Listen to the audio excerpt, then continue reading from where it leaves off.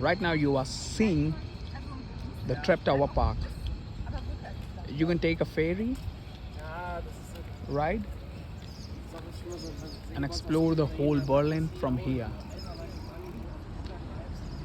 In the summer, this is the best option to explore the city.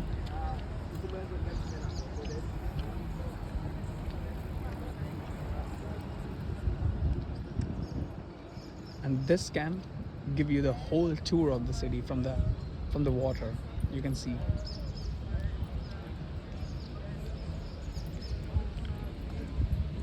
There's a nominal charges like 14 to 20 euros. You can access these ferries and you can see the beauty of this Berlin city. I'm sure you will find this video very helpful. Thanks. Ciao.